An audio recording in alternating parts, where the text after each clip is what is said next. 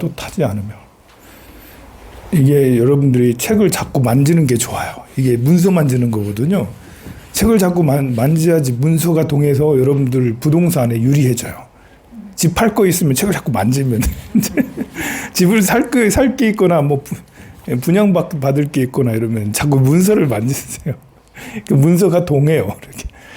자, 불에 들어가도 타지 아니하면 물에 빠져도 떠내려가지 않는데요. 혹시 험한 산에 가더라도 범이나 이리가 핥히거나 물지 못하고 도망가게끔 선신이 호의를 해주고 위없는 도를 이루게 하리라. 팔량경 독송하면 이렇게 된다는 거죠. 또한 어떤 사람이 망령된 말과 꾸며대는 말과 욕설과 이간하는 말을 많이 하더라도 이 경을 받아서 지니거나 읽고 오면 세 가지 허물이 없어지고 네 가지 무의 변을 얻어서 불도를 이룬다 하고요. 부모가 죄를 짓고 죽어서 지옥에 떨어져서 많은 고통을 받게 되었더라도 아들이 이 경을 7번만 읽으면 부모가 지옥에서 풀려나서 천상에 태어나게 된대요. 이렇게 조상 천도하는데도 팔량경이 너무 좋네요. 이렇게 이 생에 살면서 소원 성취하는 것도 팔량경이 좋지만 조상님을 천도하는 것도 팔량경만한 게 없대. 우리가 이제 조상님을 천도하면 이제 지장기도를 해야 된다라고 생각을 하는데 꼭 그런 건 아니에요.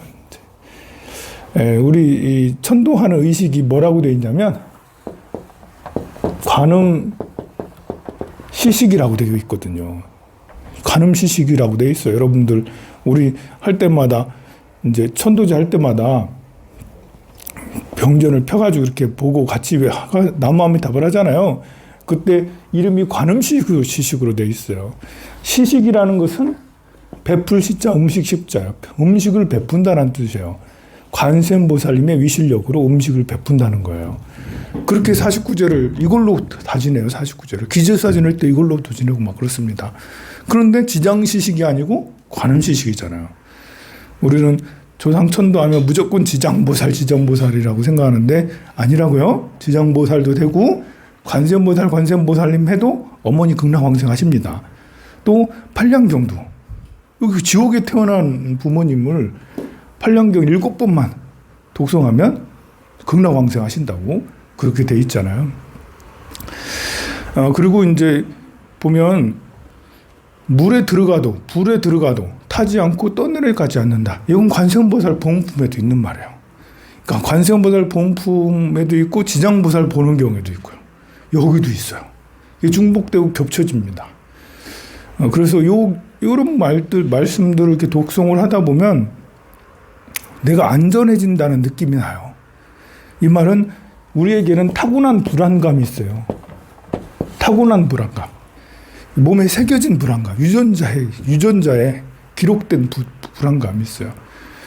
여러분들 갑자기 우르쾅쾅 하면 불안감이 생기죠. 불을 확 꺼지고 캄캄하면 불안감이 생기잖아요. 낭떠러지를 걸어가면 불안감이 생기고 파도가 엄청난 해일로 밀려오면 불안감이 생겨요. 이것은 타고난 불안감이죠. 내 유전자에 새겨진 불안감이에요. 이건 생존 위기에 대한 불안감이죠. 근데 이 생존 위기에 대한 불안감이 이게 나에게 새겨져 있다 보니까 조금만 생존 위기가 조금 들어오면 불안감이 더 커져 버리는 사람도 있어요.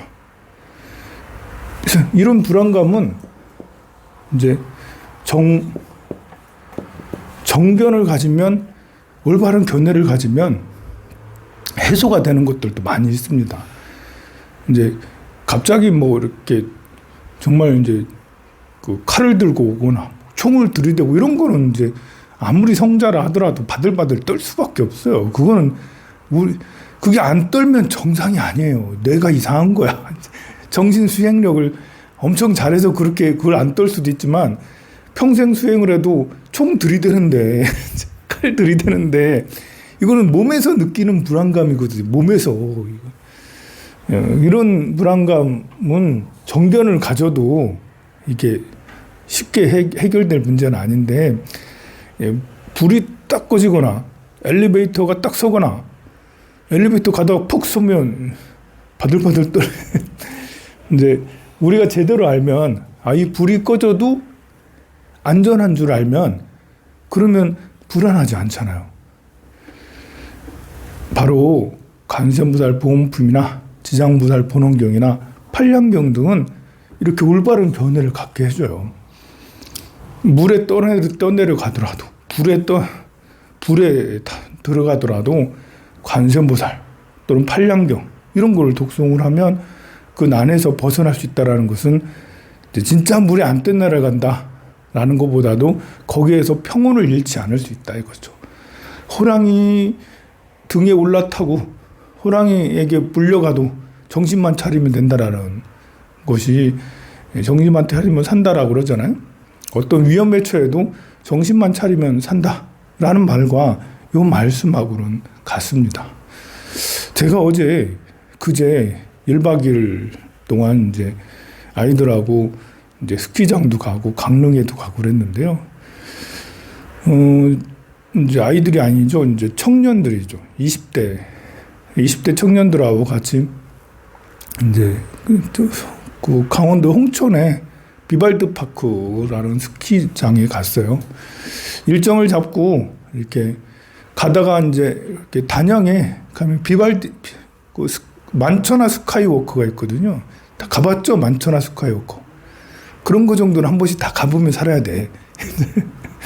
거기 가보니까 이제 이번에 2번째 갔는데요. 전에는 구인사 순례 갔을 때 사람들하고 같이 갔는데 그러니까 만봉천학이래. 아니 만학천봉이래요. 만학천봉.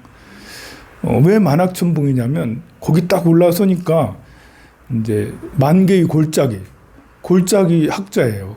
학자가 아니라 만학천봉, 1000개의 봉우리 만개의 골짜기라는 거예요. 거기 소백산을 비롯한 주변의 모든 산들이 다 봉우리가 이제 1000개나 되고 골짜기가 10,000개래요. 그래서 거기에 또 이렇게 북한강, 남한강까지 앞에 쭉 흘러서 계곡이 그 강이 너무 아름답거든요. 그래서 너무 아름다워서 참 좋았습니다. 그리고 나서 이제 이렇게 홍천까지 너무 멀더라고 세상에. 거기 가가지고 이제 야간 스키를 탔어요. 저는 이제 이 스키장에 이렇게 출가하고 나서 이제 스키장에 겨우 가봤습니다. 제가 이제 출가하기 전에는 농부의 아들이다 보니까 지방에 있다 보니까 우리 집이 가난해가지고 저 문명하고 동떨어진 곳에 살았거든요. 우리 동네는 과자 파는 가게가 없었어. 우리 동네가 작고 이제 시골이다 보니까 저 밑에 내려갔다 아래 동네 가야지 과자 팔고 막 그렇게 했어요. 그런 곳에서 살았으니 제가 뭐 스키장 구경을 해봤겠어요? 또 절에 와서 이제 제가 19살에 절에 왔거든요. 그러니까 뭐 이게 제가 성향이 뭐든지 도전하는 성향을 가지고 있잖아요. 여러분도 보다시피 제가 가만히 있는 사람이 아니거든요.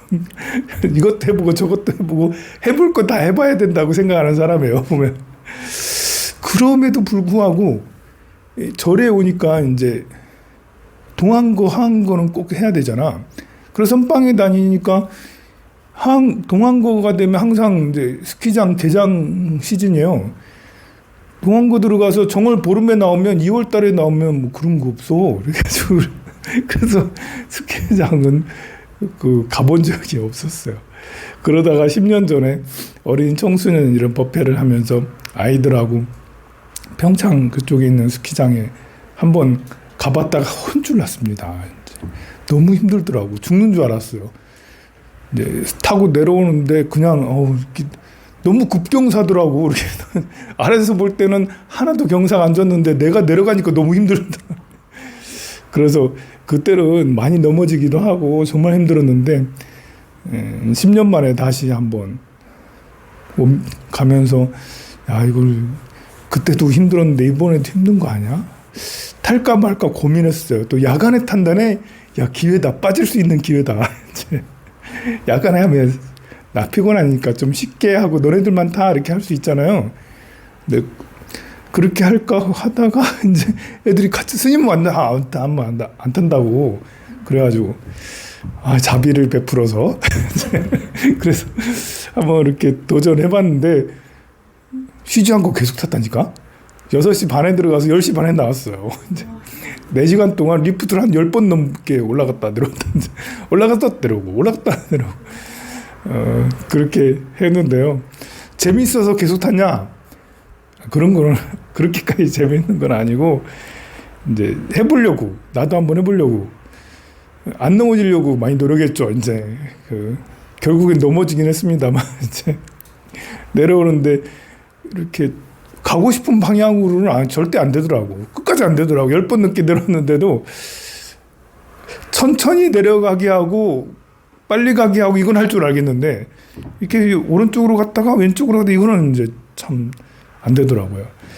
그래서 보니까 10년 전에보다는 그래도 발전했다. 나이는 들었지만 나이가 10살이 더 많았었잖아요. 운동신경이 그때가 더 나았을 텐데 오히려 이제 지금이 더 낫더라. 그러면 다음에 가면 제가 이번 중급은 가질 못했어요. 이렇게 초급만 이제 기초반하고 유치원반하고 초급까지는 가가지고 겨우 내려왔는데요. 중급은 도전하지 못했습니다. 그래서 다음에 갈 때는 이제 중급에 도전해야 되지 않겠나? 이제 다음에 언제 갈지 모르겠지만 그런 것 같아요. 이렇게 그 나이보다도 중요한 것은 내가 도전하는 게 더 중요하지 않나, 그런 생각이 더 들더라고요. 자신감이 해볼까라는 그런 생각을 가지면 힘들 수도 있지만 부딪혀 보면 거기에 또 이제 사즉생, 죽고자 하면 살고 살고자 하면 죽는다. 근데 만약에 엊그저께 저녁에 안 타고 그냥 이렇게 내려왔으면, 안 타고 그냥 방에만 있었으면 평상시랑 다르지 않는 그런 곳이었지만 그 3시간, 4시간 동안 거기서 이렇게 타고 내려오고 한 것이 저한테 자신감이 굉장히 붐업되는, 나도 할 수 있네 이러면서 더 잘하진 못하지만 마음대로 왔다 갔다 하는 건 못하지만 나도 되네? 이러면서 나도 되네? 그래서 행복감이 더 증폭이 되고 이렇게 더 할 수 있겠구나 이런 생각이 들더라고요. 그리고 이제 같이 간 청년들이 10여 년 전부터 같이 활동해 오던 어린이 청소년 법회를 거쳐서 지금 다들 20대 후반이 되고 20대 중반 초반이 되는 이런 아이들이거든요. 그래서 그 아이들을 11명하고 같이 이제 10명하고 같이 그런 자리에서 있으니까 내가 지난 10년 동안 이제 이 아이들하고 이렇게 했구나 이런 이제 또 뿌듯함도 있고 그래서 더 행복했던 것 같습니다. 비용은 정말 많이 들었어요. 여러분들께서 등 올리고 또 이렇게 백일기도 올리고 또 저렇게 설판도 하고 그런 것이 이런 데서 얼마나 많이 들든지 일부러 계산서를 안 봤어. 계산서 보면 안 하고 뭐든지 시켜라, 얘도 뭐든지 해라 이렇게 하고 안 물어봤어. 카드 결제가 계속 날라와도 일부러 안 봤어요. 보면 마음이 쪼잔해져서 우리 좀 줄이자 이럴 것 같아가지고. 그렇지만 그런 생각도 들어요. 여러분들은 자식들을 키우기 위해서 정말 많은 비용이 들잖아요. 대학도 보내고 뭐 옷도 사주고 밥도 사주고 여행도 가고 이렇게 그래 하는데, 저는 어쩌다가 한 번씩 이렇게 이벤트 있을 때마다 쓰는 거, 이런 거 비하면 여러분들이 자식들을 위해서 쓴 것에 비하면 저는 별거 되지 않죠. 그렇게 생각하면 이제 얼마든지 이렇게 비용을 지불하고, 아이들에게도 이렇게 요즘 청년들이 얼마나 고민과 고생을 많이 합니까? 여러분들이 살 때보다 여건은 굉장히 좋아졌지만 심리적으로는 굉장히 위축돼 있거든요. 그래서 제가 이제 선배로서 나이가 좀 많은 사람이고 또 절에서 오랫동안 활동해왔고, 그래서 이 아이들하고 같이 해서 하면 도움이 되지 않을까? 물론 이제 불교적인 건 하나도 없어요. 깨달음을 얻자, 뭐 이렇게 발 보리심하자, 금강반야 바람일, 뭐 나무 관세음보다 이런 건 하나도 하지 않았어요. 잘못했나? 절에도 가서 좀, 야 108배 하자. 이것도 하고, 야, 여기 관음존이다, 관음존. 여기 선배해라, 선배. 했었어야 되나? 네.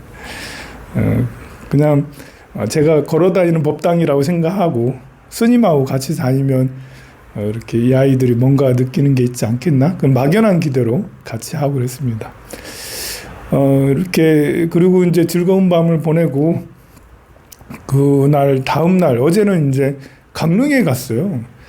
어린 지도교사였던 이제 선혜심 보살님이 근무를 이제 퇴근하고 홍천까지 올라온 거예요. 밤 10시에 도착했어. 전에 있는 지도교사가요. 와가지고 하는 말에, 선생님 내일 일정이 뭐예요? 이렇게. 내일 절에 간다면서요? 그래서 원래 절에 가려고 했거든요. 내일 봐서 이렇게 주변에 좀 내려가면서 좋은 데 있으면 검색해서 걸로 가자. 이렇게. 스님 제가 좋은 데 알아요. 강릉에 가면 아주 좋은 전시가 있는데 강릉에 가자고. 홍천 여러분들이 지도를 펴놓고 여기서 홍천이 얼마나 멀고 홍천에서 강릉이 얼마나 멀고 강릉에서 다시 울산이 얼마나 먼지를 보면 아마 그런 제안을 안 할 텐데. 스님 1시간 40분이라는데 1시간 40분 걸린대요. 그럴 리가. 홍천에서 강릉이 좀 걸릴 텐데. 그래도 뭐 엄청 생각하고 해서 제안했으니까 하라고. 그렇게 하라고. 그렇게 해서 강릉에 가서 아르떼 뮤지엄에 갔어요. 아르떼 뮤지엄에. 아르떼 뮤지엄이라는 이제 전시관에 갔는데요. 거기서 숨이 턱 막힐 정도로 굉장한 이제 전시를 보고 왔어요. 야, 여러분들을 다 데리고 가고 싶더라고. 다 데리고 이제 가가지고 그 전시를 보고 싶어요. 비용은 좀 많이 드는 것 같던데 선생님이 다 계산을 했어. 내가 이제 냈으면 안 냈을 텐데 가정 안 할 텐데 선생님 이것 좀 보여주세요. 이렇게 했으면 안 보여줬을 텐데 이제 그 가격이 얼마인지는 보진 않았습니다만, 야, 저 정도 전시면 아바타만큼 되는 거 아니야? 이번 아바타 이렇게 3D로 보면 굉장히 비싸요. 여러분들이 영화 볼 때는 10,000원 안 될 때 봤죠? 10,000원 안 될 때 봤잖아. 이렇게 10여 년 전만 해도 10,000원이 안 됐어요. 2000년대 초반까지만 해도 8,000원, 9,000원 막 이랬지. 더 7,000원 할 그때 보지 않았어요? 10,000원 넘었을 때 본 사람은 그래도 10년 아니야. 여러분들 17,000원 내고 봤어요, 영화를? 네. 그게 이제 한 5년 전에는 17,000원까지 됐어요, 3D가. 지금은 이제 23,000원. 23,000원. 영화 한 편 보는데 23,000원. 이렇게 더 비싼 좌석도 있고 합니다. 거기도 그 정도 했나? 근데, 아바타의 감동이 있거든요. 3D를 보는 감동이 있어요. 그냥 봐도 감동이 있을 거예요. 근데 어제 전시에는 아바타는 비용이 한 2조 원인가 3조 원 들어갔어요. 영화 한 편 찍는데 무슨 2조 원이 들어가. 1,000억, 2,000억도 많은 건데 한 편 찍는데 2조 원 넘게 들어간다는 게 말이 돼요? 그런데 보면 그 영화를 보면 진짜겠구나. 엄청나게 모든 기술들을 다 때려봤고 비용을 많이 쳐질렀고 발랐구나. 금으로도 완전히 금칠을 다 했구나라는. 이제 2조 원이면 금이 몇백 톤 정도 되거든요. 한 트럭 정도는 될 거예요. 금이 엄청나게 많거든요. 근데 그렇게 많은 비용을 들여서 만들었는지 어쨌든 엄청나게 감동이 컸습니다. 대단하다 이제.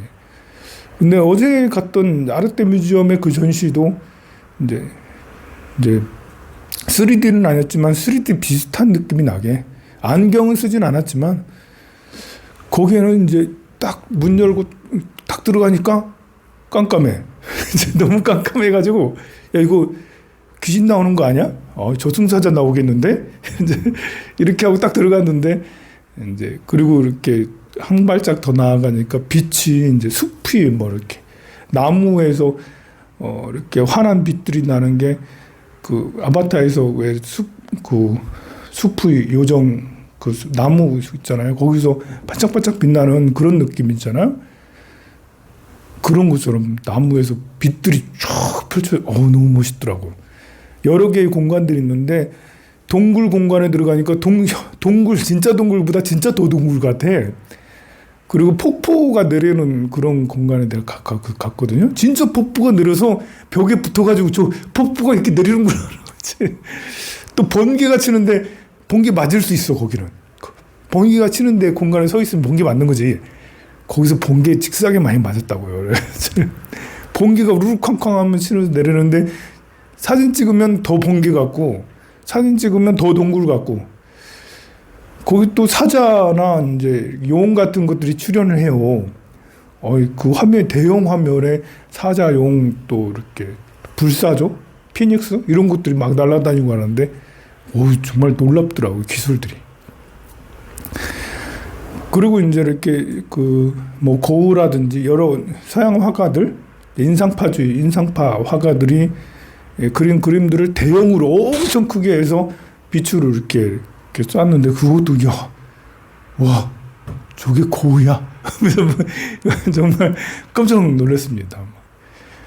그리고 파도가 바다를 구현했는데 파도가 쭉 밀려오고 쭉 들어가는데 진짜 파도가 쭉 들어왔다가 그 파도 안에서 노는 것 같은 이제 가볼만해요. 홍보하러 온 건 아니고요. 그리고 마지막에 이렇게 그걸 끊으면 이제 이렇게 그 달의 정원이라고 해야 되나? 달의 뭐라고 돼 있는데 카페가 있어요. 그래서 거기 뭐 이렇게 그 정액권을 끊으면 카페에 가서 차를 마실 수 있다고. 그래서 뭐 아무 기대도 안 하고 차를 시켜가지고 이제 무슨 라떼 비슷하게 해서 차를 시켜서 앉아 있는데 차가 와서 이렇게 거기도 컴컴해. 내가 그래서 일하는 사람이 이렇게 꼼꼼한 데서 어떻게 하루 종일 일하지? 걱정을 했는데 그 사람이 갖고 와요. 찻잔을 딱 올리잖아요. 딱 올리니까 거기에 매화가 펴요. 달반 새끼달 뜨고 초승달 뜨고 거기에 매화가 막 피고 잔이 옹겨 잔인 대로 그대로 따라가. 또 기술들이 대단하구나. 이게 설명을 말로 해가지고 이게 안 돼. 여러분도 직접 체험해야 되는데 그거 언제까지 하는지는 모르겠어요. 이게 언양 정도면 경주 정도면 같이 내가 가자 이렇게 보여줄 수도 있어. 제가 이렇게 여러분들 그 입장권 끊어가지고 보여줄 수도 있는데 저 강릉이 돼가지고 그 4시간 반 걸려요. 거기 안 쉬고 다녀야지 4시간 반이야. 4시간. 그래가지고 괜히 얘기하나? 할 수 없는 걸 자랑하려고 하는 거예요. 자랑하려고. 그래서 참 재밌게 참 보고 왔습니다. 자, 그 얘기하고 싶었던 것은 불안감은 올바른 견해로 어느 정도 해소될 수 있다. 많게는 80%, 적게는 10% 불안감을 해소할 수 있다. 여러분들이 팔량경이라든지 관세음보살보험품이라든지 지장경을 독송하면 이 퍼센트가 더 높아지죠. 한 30% 정도 불안감을 해소할 수 있어요. 그냥 편안한 거예요. 우리가 잘못된 그 지식이나 인지로 생긴 불안감이 굉장히 크거든요. 이거 바로 생각이죠. 생각. 어떤 생각을 가지고 살아가느냐. 그러니까 이 현실이 엄청 중요하죠. 돈도 있어야 되고요. 건강하게도 해야 돼요. 또 이렇게 그 관계도 좋아야 돼요. 그런데 현실적으로 돈도 없고 몸도 아파. 또 뭐 집안이 콩가루야. 그러면 얼마나 불안하겠어요. 현실이 다 깨져 있으면. 그러나 깨진 현실을 생각으로 수정 보완할 수 있다. 그래서 여러분들이 현실이 깨져 있을 때 절에 다니면 좋다는 거예요. 현실이 어떤 중요한 것에 임박해 있거나 그래서 불안하잖아. 내일 합격해야 돼 말아야 뭐 이런 거 있잖아. 수능 시험 보는데 또 이제 그 직장 시험 보는데 사업을 하는데 불안감이 많은데 현실이 불안감이 있을 때 생각으로 관세음보살을 하면 내 불안감이 최소 10%에서 30%는 업된다. 더 불안감에서 벗어나서 안정감을 가질 수 있다. 마음이 안정되면 좋은 에너지가 이렇게 밖으로 나쁜 에너지 때문에 스트레스를 덜 받고 좋은 에너지가 생기기 때문에 더 좋은 일이 생길 수밖에 없어요. 왜 나쁜 일은 연속돼서 일어난다잖아요. 신기하게 여러분들 지난 삶을 쭉 보면 신기하게 그래. 나쁜 일이 연속돼 오는 거야. 삼재인가? 삼재인가? 나쁜 일이 연속돼서 오면 그때 신기하게 또 삼재야. 삼재인가? 삼재를 타나? 이제 이렇게 하는데 이제 그 삼재 때 중요한 것은 정신을 놓지 말아야 돼요. 나쁜 일이 생기면 계속 연속되는 이유는 한번 KO 한 번 딱 당하면 두 번 KO 당하는 거 쉬워요. 권투에서 그렇잖아. 한 번 KO 당하면 두 번 일어나면 그것도 어지럽잖아요. 또 당하고 또 당하고 결국 KO 패가 될 수가 있어요. 한 번 크게 맞으면 휘청하잖아요. 다음에 정신을 못 차리고 제대로 방어를 못 해요.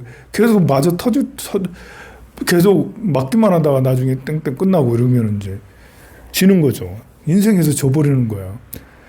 이제 한번 크게 타격을 맞았다 하더라도 빨리 이제 정신을 차리고 방어를 할 준비가 딱 돼 있어야 되는데 또 그게 또 쉬운 게 아니에요. 너무 충격이 크면 KO 한번 팍 쓰러지게 되잖아요. 힘을 팍 잃어. 야, 그거는 진짜 힘듭니다. 한번 팍 잃어버리면 다시 또 추스리기가 보통 힘든 게 아니에요. 그래서 부처님이 중요한 거예요.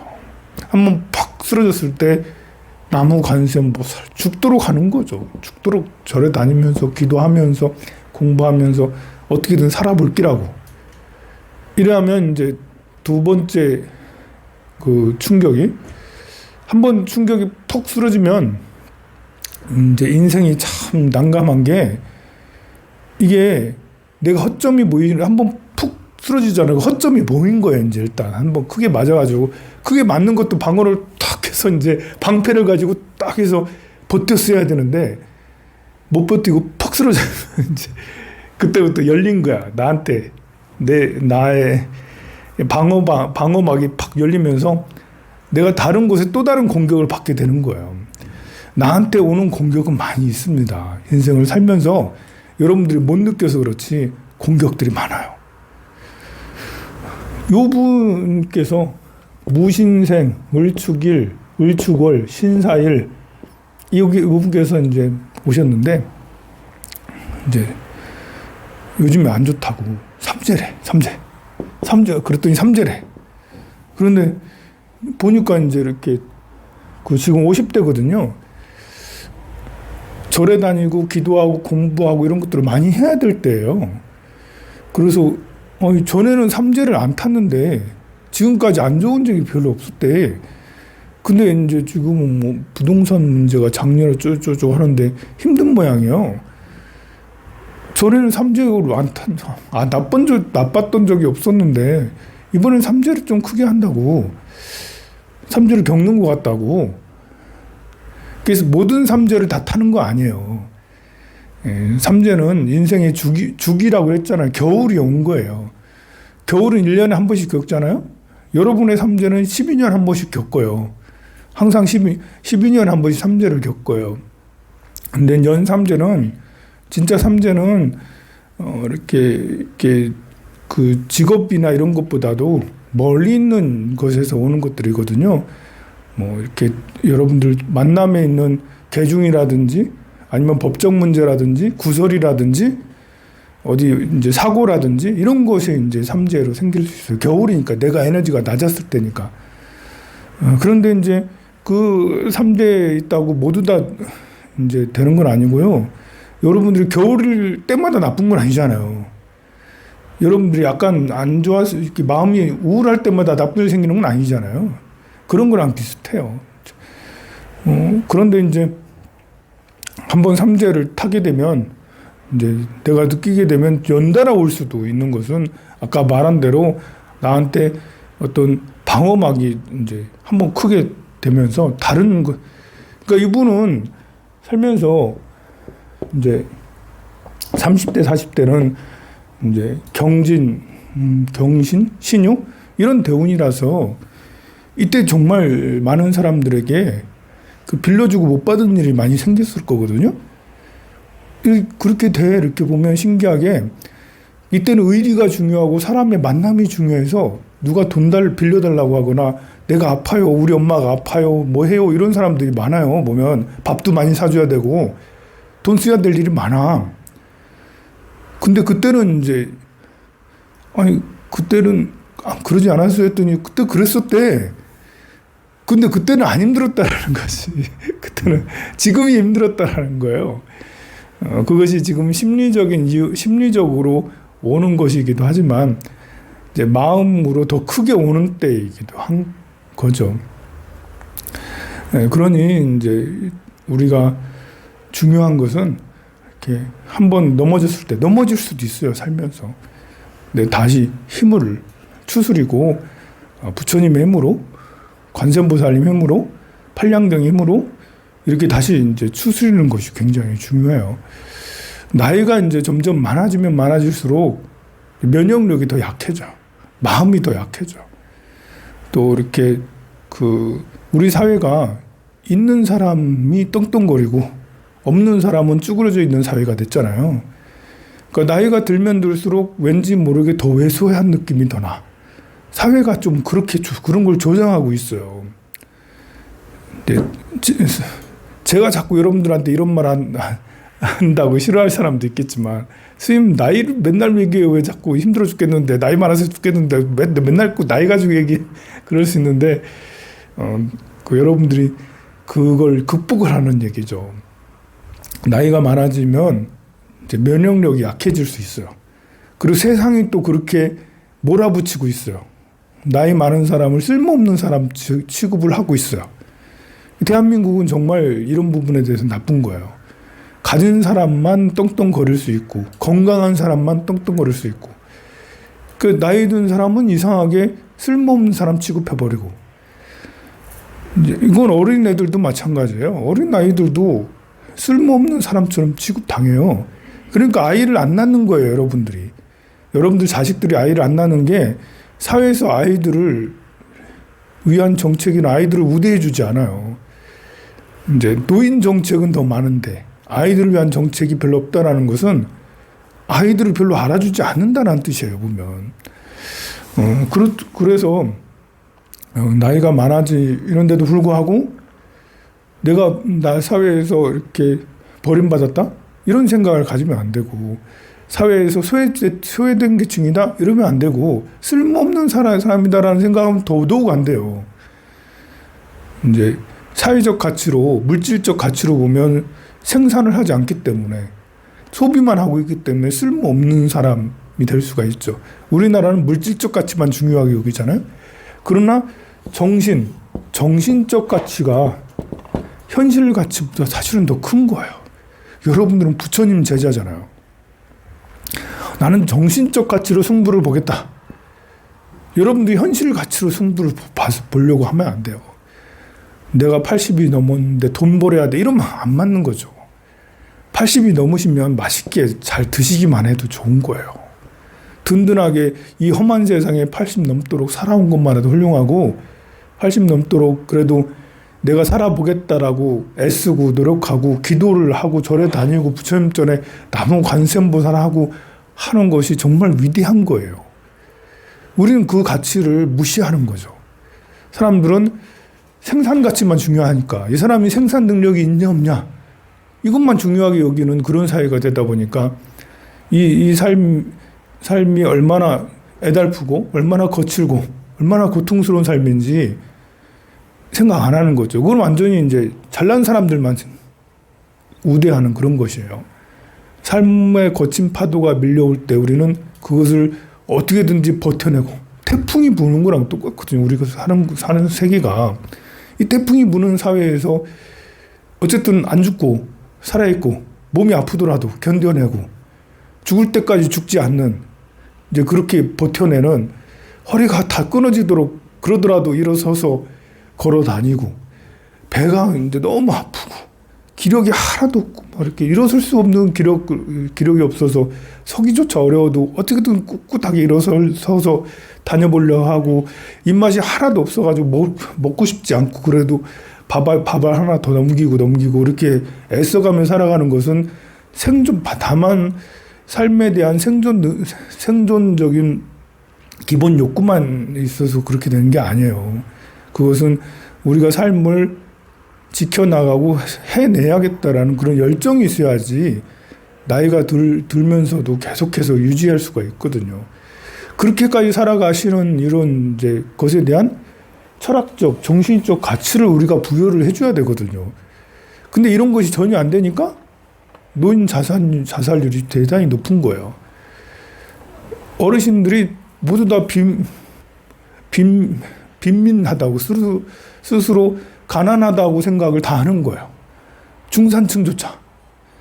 자기가 벌이를 안 하고 있으니까 쓰고만 있으니까 중산층조차 나는 가난하다, 빈곤하다라고 느끼는 거예요. 그러니까 자존감이 팍 떨어지는 거죠. 여러분들은 부처님 제자예요. 부처님 제자는 정신적 가치를 중요하게 여기는 거야.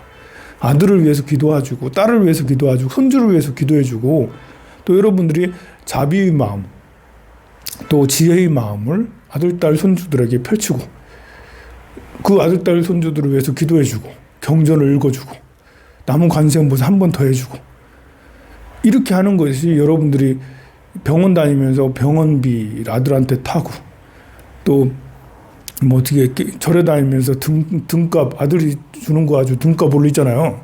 그럼 그런 것도 그렇게 받으면 쓰고 그게 다 이제 당연히 여러분들이 받아야 되고 당연히 여러분들이 그렇게 또 해야 되는 것이 정신적 가치를 중요하게 여기면 당연한 거예요. 아들, 딸들이 뭐 기도하러 다니겠어요? 20대, 30대가? 절에 다니기 어려워요. 그러나 여러분들은 절에 매일 다닐 수 있잖아. 그럼 아들, 딸들에서 기도를 해주잖아. 기도비를 여러분들이 받으라고. 스님만 기도비 받는 게 아니에요. 여러분들은 100일 기도비 스님한테 다 주잖아. 여러분들 자식들한테 다 거둬야 돼. 100일 기도비 내놔. 엄마가 맨날 100일 기도 해주잖아. 기도비 내놔. 여러분들은 정당하게 기도비를 걷어가지고 그거 가지고 병원비 내시고 그거 가지고 술래비 가시고 그러고 등비 내시고 그렇게 하시면 되는 거예요. 그거 당연하다고 여겨야 되는 거죠.